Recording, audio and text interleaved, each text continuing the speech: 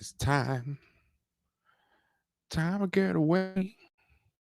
Hey, what's a good word? What's a good word? What's a good word? Hmm. It's saying my connection's unstable. Who knows? Hey, what's going on, Daily Stream? Not much to talk about today. Not a lot, but I want to play a good clip. I always like this clip. It's a pretty good clip. It touches on, I like talking about Kwame Ture. It touches about a problem that Kwame Ture mentioned, which is mobilization versus organization. And I think it sums up, he's talking about certain politics, but I think it sums up the problem with the internet as a way to create politics, and also as a way to, these leaderless movements or these kind of politics as a flash mob. Hey, Marty Mouse, how's it going? Hey, BX. But let's just play it real quick. It's in the meantime, the ways you can support us are going to be in the bottom of the screen, so keep your eyes open.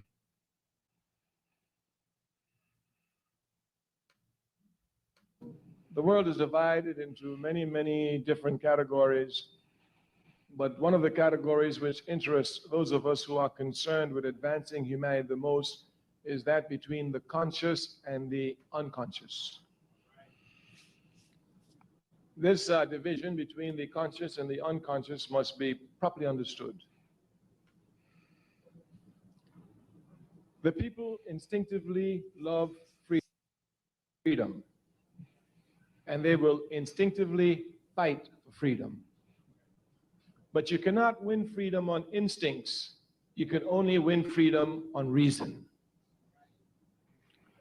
Therefore, the unconscious are those who react on instinct. The conscious are those who react on reason. The job of the conscious is to make the unconscious conscious. Let us make a simple example. I think it was in 1992, after one more brutal beatings too many, the African population in Los Angeles, California revolted, rose up in righteous rebellion. This was instinctively revolutionary. Instinctively in the sense that it wasn't planned. Instinctive in the sense that it was this reaction to brutality. And this instinctive revolutionary act was very costly to American capitalism. It even had to bring in the American army, very costly. But since it was on instinct, it had no reason, nothing to direct it, it would spin itself out. Those who participated in it were largely unconscious. We must come to understand that the overwhelming majority of our people are unconscious. But just because they're unconscious, you shouldn't think they don't want freedom. As a matter of fact, sometimes the unconscious is quicker willing to give their lives in struggle than the conscious. These are simple facts. Would you imagine what it'd be like when we are conscious rebellious, when we consciously organize to rebel in Los Angeles with reason? I mean, making supply lines, making sure armaments are there, having hospital aids, having fire brigades, just like they do even in Ireland, nothing big, just a little planning. Just a little planning. This is what we want to speak to you about this evening. Making the unconscious conscious. And this is what they try to do in therapy too, at least in psychoanalysis, try to make the unconscious conscious. But yeah, what he says there, hey, ADO's children, how's it going? Hey, 2008 B Scott. Yeah, what you see going on there is making the unconscious conscious, and he brings up like those spontaneous eruptions of riots, protests, um those instinctive reactive moves are examples of unconscious action. But going on.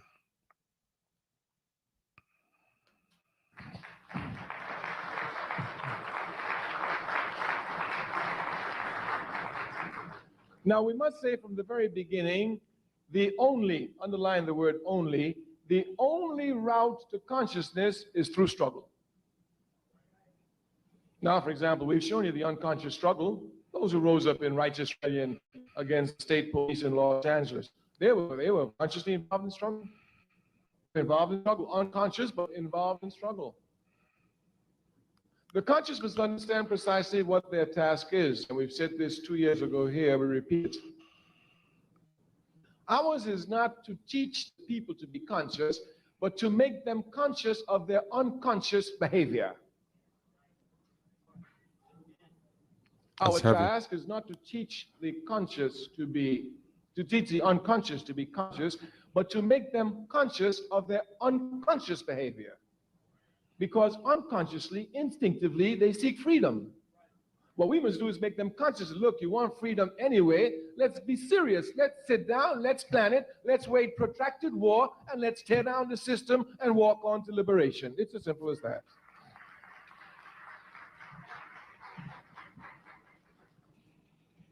This aspect of the unconscious becoming conscious is linked to mobilization and organization, something we mentioned last year.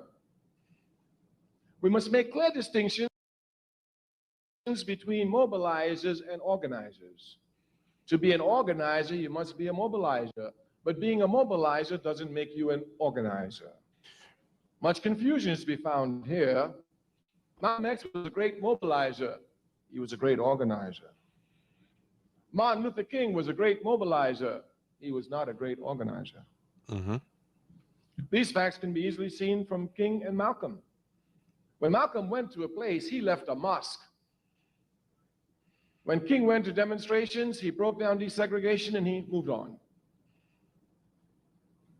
As a matter of fact, King was not concerned with organization to the point that even though he was the most popular Baptist preacher in America, without the shadow of a doubt, and probably beyond the shadow of a doubt, the most loved, he could not become president of the National Baptist Convention. Yeah, so many of them. The National Baptist Convention. As a matter of fact, if my memory serves me correctly now, and I remember it was Muhammad Speaks that carried the article on the front page in 1964, when King tried to become president of the National Baptist Convention. There was so much confusion there that a minister was actually pushed off the stage and died in the struggle. Yeah. And of course, King lost. The man who won was a reactionary man by the name of Jackson. He never did nothing for the people, never cared about the people, just was a pork chop minister who used the money to put gas in his big Cadillac. But he was organized. Mm-hmm. But he was organized. We say that we must come to know the difference between mobilization and organization because the enemy will use mobilization to demobilize us.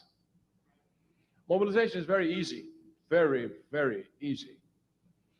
Because since we're people who are instinctively ready to respond against acts of injustice, anytime there's one little act of injustice, we can blow it up and we'll find people who come and make some mass demonstration around it.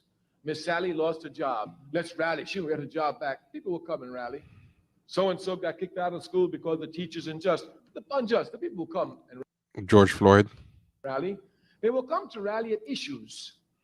And this is what mobilization does. It mobilizes people around issues. Police brutality. Those of us who are revolutionary are not concerned with issues. We're concerned with the system. The difference must be properly understood. The difference must be properly understood. Mobilization usually leads for reform action, not to revolutionary action. Black Lives Matter. If we would look scientifically at the October 16th million and more march, we would see clearly that this was a mobilized event, not an organized event.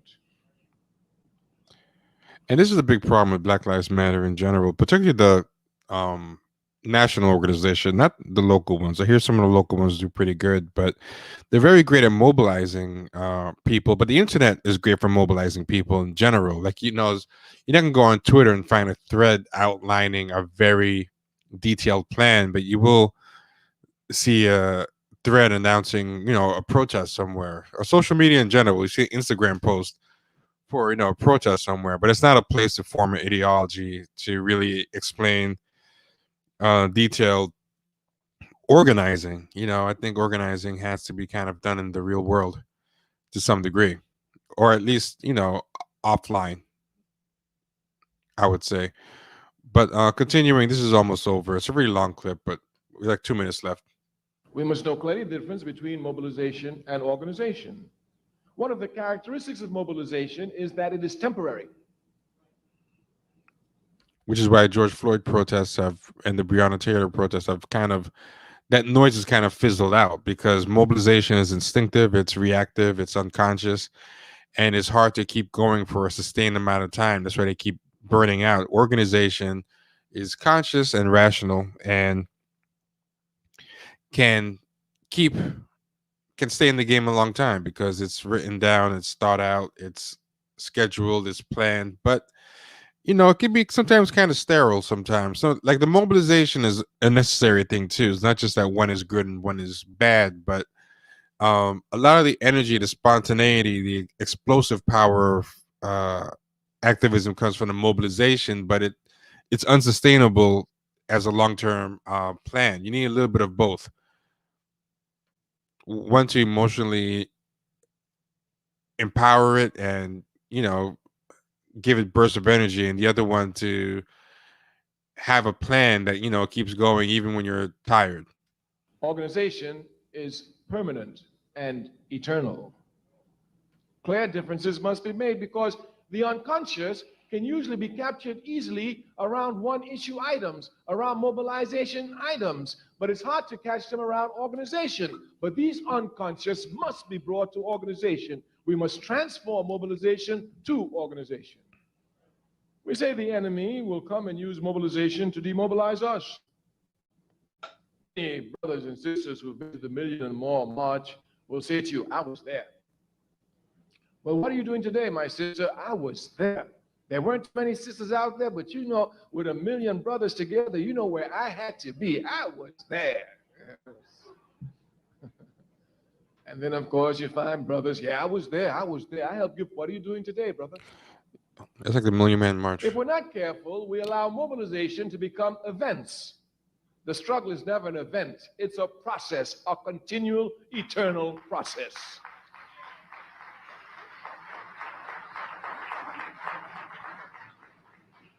We say it is our job to use mobilization to drive us to organization. Our theme is organization. We want power. We don't want money. We don't want fame. We don't want fortune. We don't want popularity. We want power. Power. And power comes only from the organized masses. Or the conscious Power masses. comes only from the organized masses. So basically, you have to make, well, this thing happens in therapy. You have to make the unconscious conscious. Like in therapy, if you've ever done psychoanalysis or just psychodynamic therapy in general, the idea is to make the unconscious conscious, to bring your unconscious motivations into conscious awareness. And that just by itself is supposed to do a lot of the work of unraveling a lot of your pathologies. But the unconscious is there's a lot of emotion and reactive stuff going on when you're powered by the unconscious, but it takes work to turn the unconscious to the conscious. It takes, that's why they call it doing the work. When they say doing the work is basically turning your unconscious and unaware processes into conscious and aware processes. Now, what's brilliant about Kwame Ture is that he takes that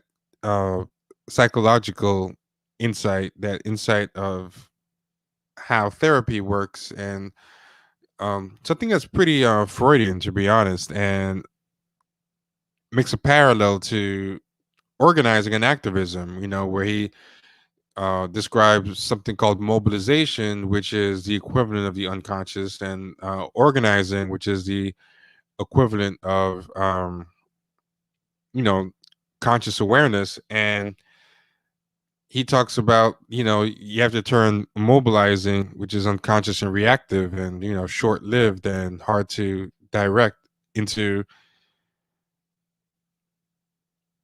into organizing, which is, conscious.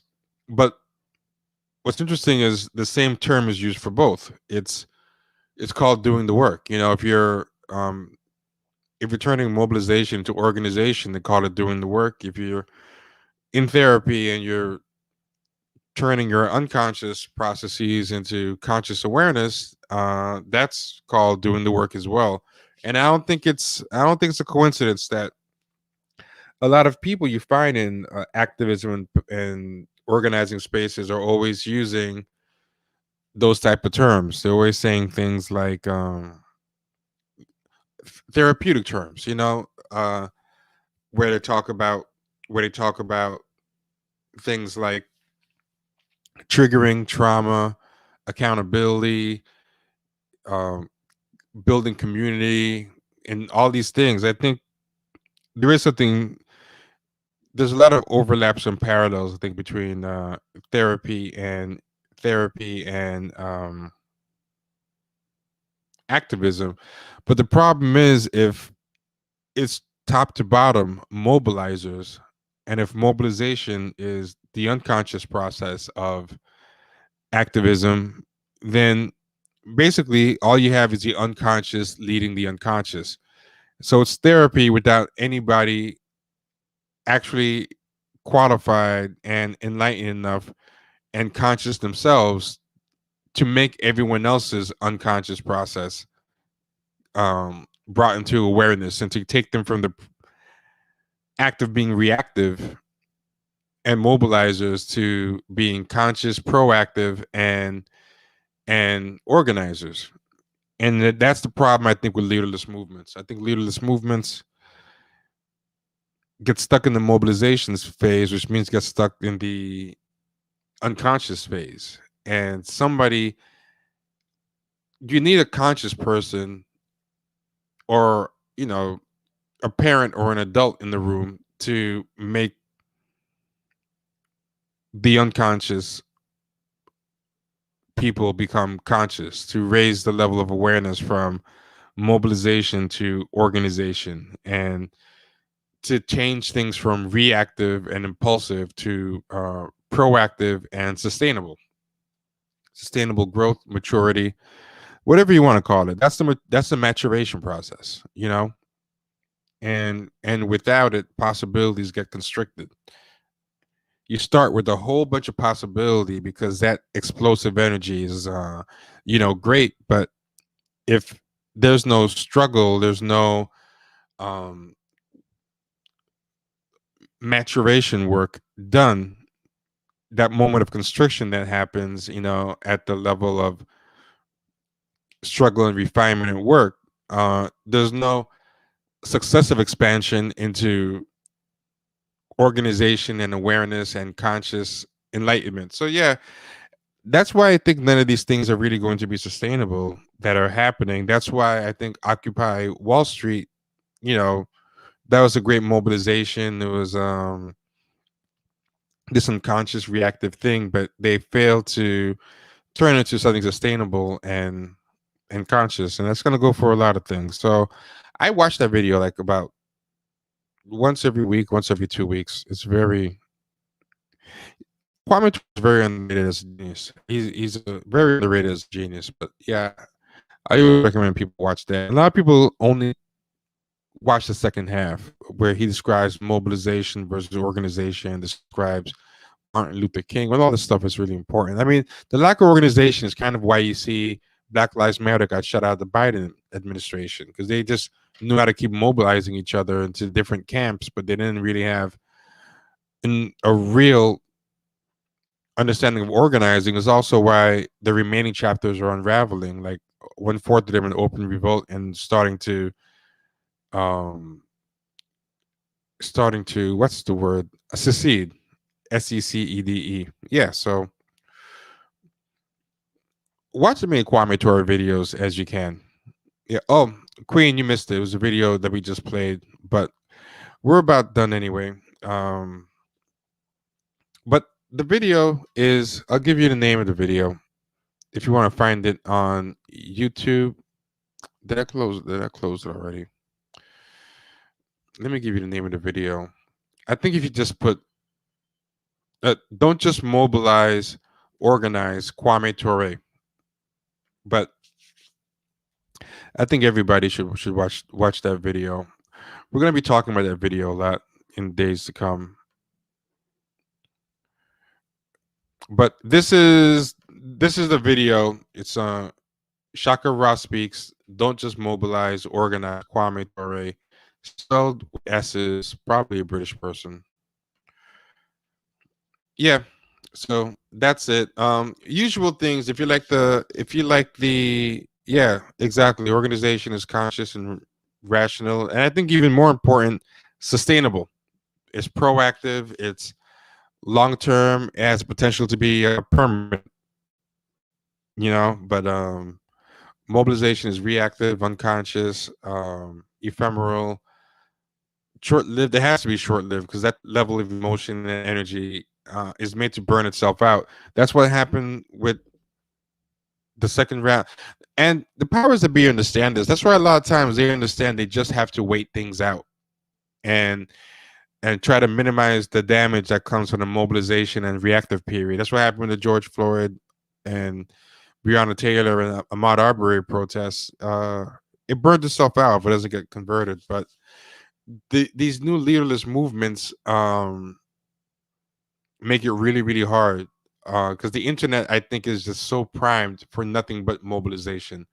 Social media sucks for organizing. But anyway, if you like what we do, hit the super chat if you enjoy the stream. It's a great way to support us and help us do what we do, make money to pay off our student loans, help us get equipment for the show, cool things like this mic, shock mounts, headphones, and all the other cool things. One of the things we want to do is get new cameras, standalone cameras that'll make the video quality much better. PayPal, champagnesharks at gmail.com. Venmo or Cash App us at Champagne Sharks. And finally, patreon.com/Champagne Sharks. Become a patron, get 3 or 4 episodes a week rather than just the one you get if you subscribe to the free feed. So for $5 a month or $10 a month if you want to support us extra, or you can do annually and save 10%. Definitely check us out there. Thanks everybody. Hope you enjoyed something different. Be good. Take care. Love y'all. Bye.